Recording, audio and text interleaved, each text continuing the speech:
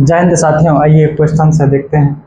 एक धनराशि P Q व आर के बीच 9, 6, 11 के अनुपात में बांटी जाती है। यदि पी अपने हिस्से से आर को 500 रुपये दे देता है तो पी क्यू और आर के हिस्से का अनुपात 4, 3, 6 हो जाता है। तो क्यू और आर के आरंभिक हिस्सों का योग क्या होगा, ये हमको निकालना है। एक बार देखिए ना, 3 व्यक्ति आपको है, पी है, क्यू है और आर है।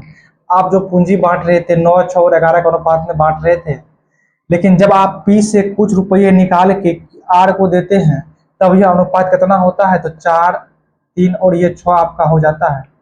अगर आप यहाँ ध्यान से देखिए, आप यहाँ पी से कुछ रुपये निकाल के आर को दे रहे हैं, लेकिन क्यू में तो कोई कमी या वृद्धि नहीं आपका हो रहा है।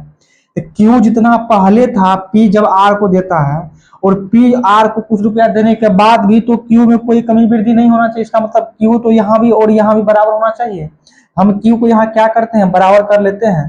तो अनुपात में किसी भी समान संख्या से गुणा या भागा करने पर अनुपात में कोई फर्क नहीं पड़ेगा। हम ये 3 को 6 कैसे करेंगे, जब इसमें 2 से गुना कर देंगे तो 2 से सब में गुना हो जाएगा। 2 चौका आपका ये 8 हो जाएगा, 2 तिया 6 आपका हो जाएगा, और 2 छक्के आपका ये 12 हो जाएगा। अब आप ये सोचिए ना, यहाँ पहले पी के पास 9 रुपया था, अब 8 रुपया बचा, यानी 1 रुपया पी किसी को दे रहा है। आर के पास 11 रुपया था और अब 12 हुआ है, यानी 1 ही बढ़ रहा है। इसका मतलब 1 ही रुपया पी क्या करता है, लेके अनुपात में आर को दे रहा है। ये इसको दे रहा है अनुपात में 1 रुपया, लेकिन यहाँ रुपया कितना है आपको देता है 500। पी आर को कितना देता है, 500 देता है।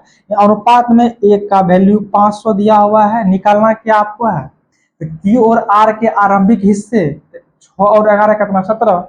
तो 17 का वैल्यू कितना आपका हो जाएगा, तो 1 का वैल्यू आपको 500 है, तो 17 का, तो 17 गुना 500 कर दीजिए आप, 8500 आपका आंसर हो जाएगा।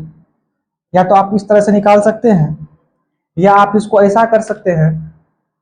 ये देखिए ना कि 11 यानी हमको निकालना है क्यू और आर के आरंभिक हिस्से। तो 11 और 6 कितना, 17। अनुपात में जो 17 से कटेगा, 11, 6, 17 हो जाएगा ना। क्यू को अनुपात में 6 रुपया मिलता है, आर को 17 मिलता है। तो 11, 6, 17 यानी इसका योग, तो 17 से कटने वाला आपका आंसर हो जाएगा। 17 से ये 65 नहीं कटता है, क्योंकि 17 एक आभास संख्या है। 17 से आपका ये 85 कटेगा, 17 से 91 नहीं कटेगा, 17 से आपका ये 95 नहीं कटेगा। कोई दिक्कत